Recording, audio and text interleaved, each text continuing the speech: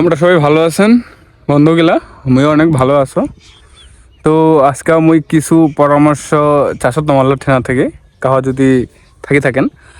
তো এই বছর মুই সর্বপ্রথম ভুট্টা গাড়িছো নিজের গায়ের পরিশ্রম মানে গা খাটিয়া নিজের অভিজ্ঞতায়। তো ভুট্টা গাড়িছো ভালো কথা, ভুট্টা গাড়িয়া মোর মন খুব খারাপ,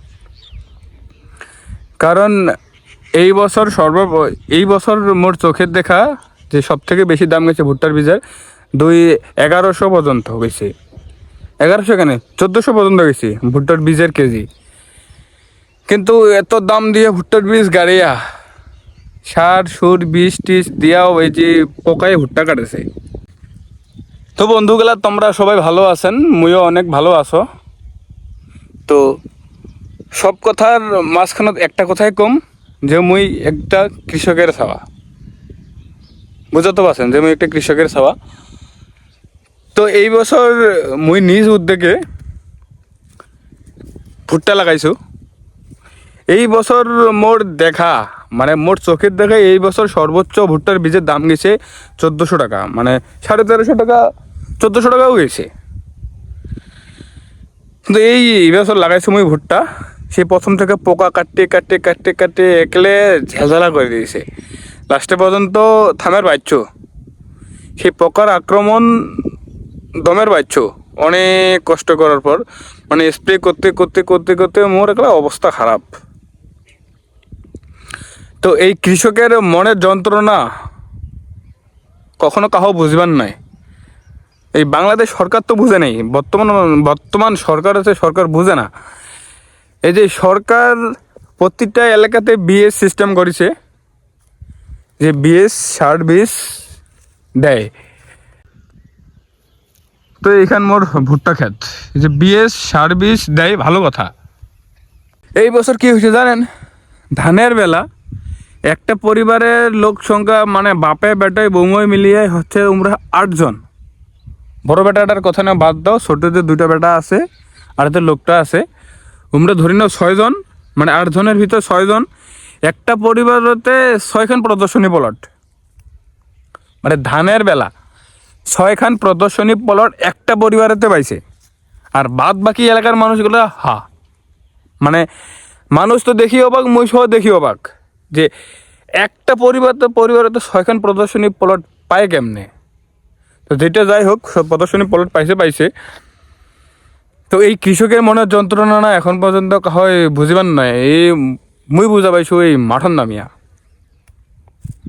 কারণ এই যে মোর সমবয়সী অনেক ছেলেই আছে, তোমরা মেসত থাকে, মেসের জীবনযাপন কেমন সেটা মুইও জানো। তো ভাই তোমার গেলার উদ্দেশ্যে কথা, তো বাবার কষ্ট অনেক বুঝো। মানে তোমরা মনে করবেন যে এইটা স্যাংরা নয়ন তো জ্ঞান দেছে, ভাই এটা জ্ঞান নহয়, এই যে মোর অভিজ্ঞতা থেকে কথা, মুই জ্ঞান না দো ভাই, জ্ঞান না দো, এটা কখনো জ্ঞান হবে না। তো মেসত কিন্তু অনেক হেলে দুলে সময় পার করে দেওয়া যায়।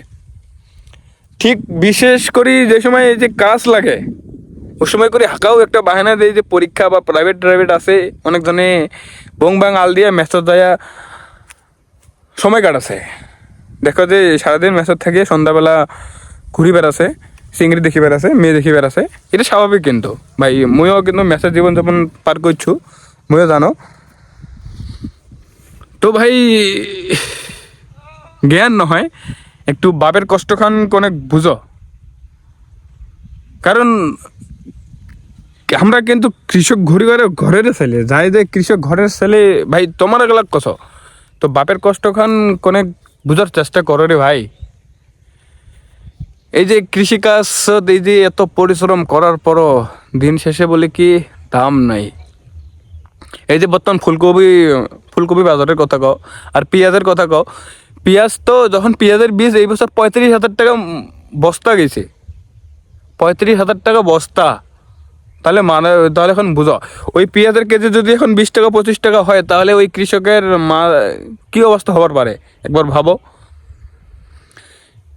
ওই বিষয়টা দেখিয়ে কসো ভাই, যাদের কৃষক ঘরের ছাওয়ালা আছেন, মেসত থাকো, সমস্যা নেই, পড়াশোনা তো করতে হবে, সেটা স্বাভাবিক, পড়াশোনা করতে হবে ভাই। ওই পড়াশোনার পাশাপাশি তো এই যে কাজের সময় যদি বাবা মা কৃষিকাজে যদি একটু হেল্প করা যায় তো বাবা মা অনেকটা খুশি হবে।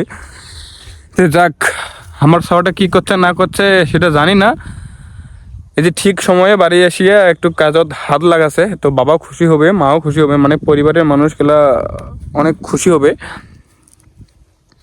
কারণ আমার মূল মানে মূল বিষয় হচ্ছে যে আমার কৃষিকাজে আমার সব, মানে এই কৃষিকাজ করিয়ে যে টাকাটা পাই ওই টাকা দিয়েই আমার দিন চলে লাগে, মানে সংসার চলে, বাবা মায়ের সংসার আর আমার দিন বা পকেট খরচ হাত খরচ যেটা যাই হোক, যেটা যাই যেটাই হোক।